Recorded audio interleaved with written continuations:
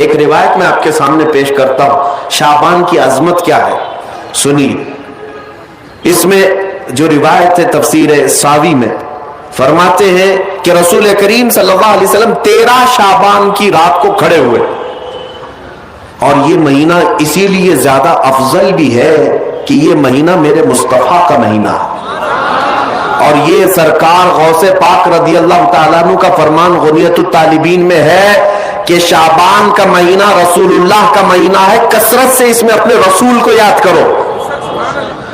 اب میں آپ کو بتا رہا ہوں جو روایت تفسیر الساوی میں ہے، 13ویں شعبان کو نبی پاک صلی اللہ علیہ وسلم رات میں کھڑے ہوئے اور کیا کیا توجہ۔ آج لوگ دلیل پوچھ رہے ہیں اپنے نبی کو یاد کرنے کے لیے۔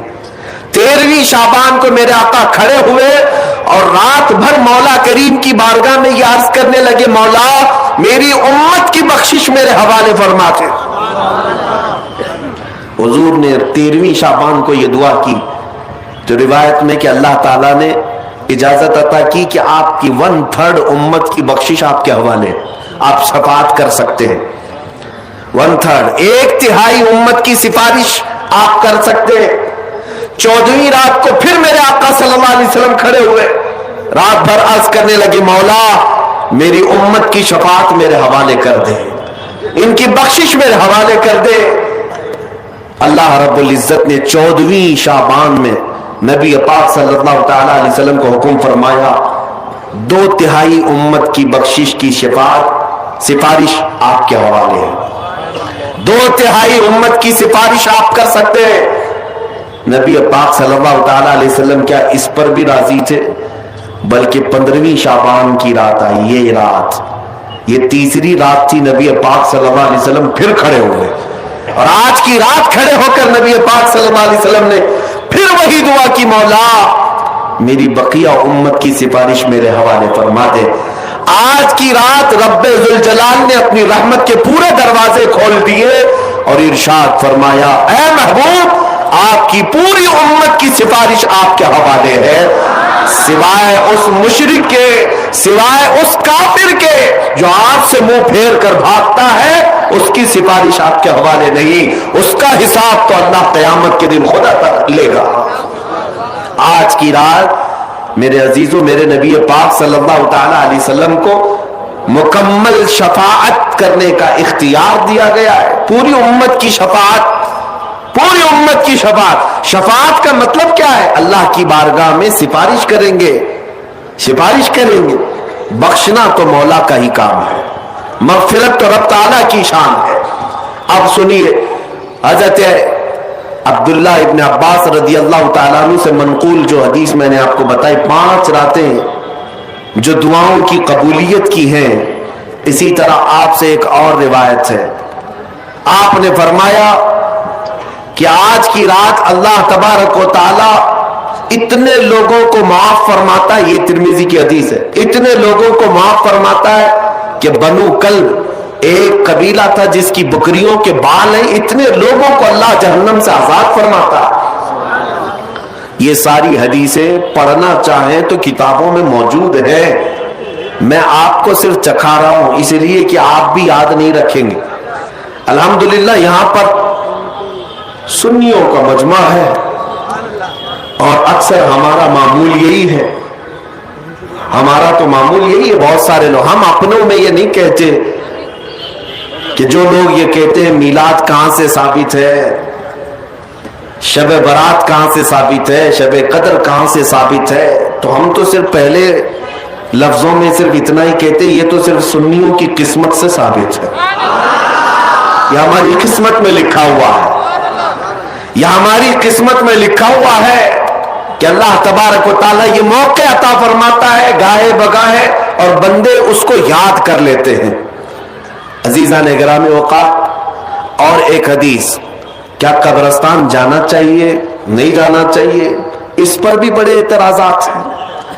خزانۃ الروایات بحوالہ فتاوی رضویہ شریف اعلیٰ حضرت نے بھی نقل فرمایا کہ آج کی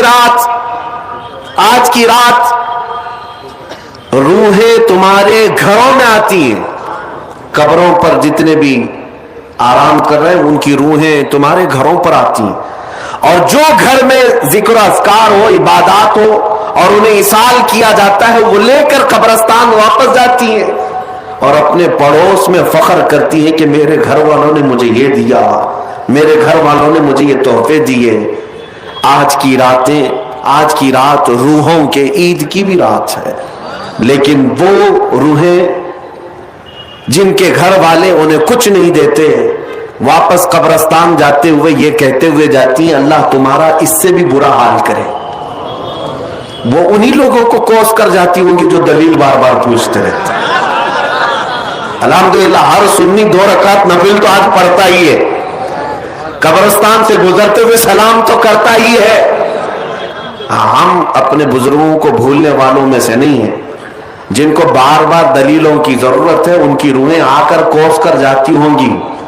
बहरहाल ये शाबानुल मुअज्जम का महीना, जिसके मुतालिक तारीख ये है कि एक तारीख में आपको बताऊं, इस महीने की एक और तारीख है कि सैयदना मूसा अलैहिस्सलातु तस्लीम को नबूवत इस महीने में मिली, हजरत इब्राहिम खलीलुल्लाह को अल्लाह ने नूर मारिफत इस महीने में दिया।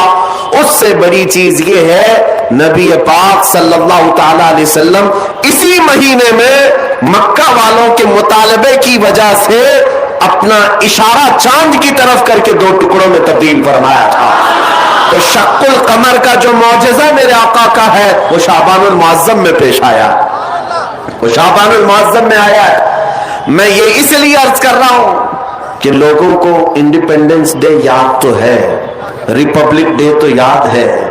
आज पूछता हूं मैं कि 15 अगस्त हमारी आजादी का दिन है, हर साल मनाते हैं। अरे मियाँ 1947 में आजाद हुआ था ना, तो अभी तक क्या है, या हर साल आजाद हो रहा है? हर साल आजाद हो रहा है?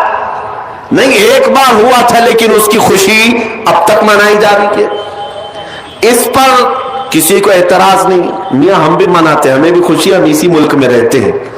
लेकिन जिनको शबे बारात नहीं मनाना, शबे मेराज नहीं मनाना, शबे ईद मिलाद नहीं मनाना, उनके मदरसों पर तो झंडे 15 अगस्त को पूरे दिन भर लहराते रहते हैं। क्यों?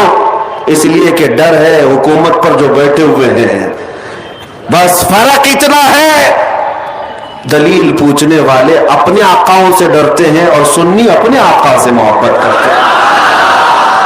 तुम्हारा आका तुम्हें मुबारक, हमारा आका हमें मुबारक। अल्हम्दुलिल्लाह हम अल्लाह और उसके रसूल की रजा के लिए जी रहे हैं और नबी पाक सल्लल्लाहु तआला अलैहि वसल्लम की मोहब्बत के लिए जी रहे हैं। इकबाल ने सच कहा था, डॉक्टर इकबाल ने, हमें करनी है शहंशाह बतहा की रजा जोई, हमें करनी है शहंशाह बतहा की रजा जोई। वो अपने हो गए तो रहमते परवरदिगार अपनी, वो अपने हो गए तो रहमते परवरदिगार अपनी।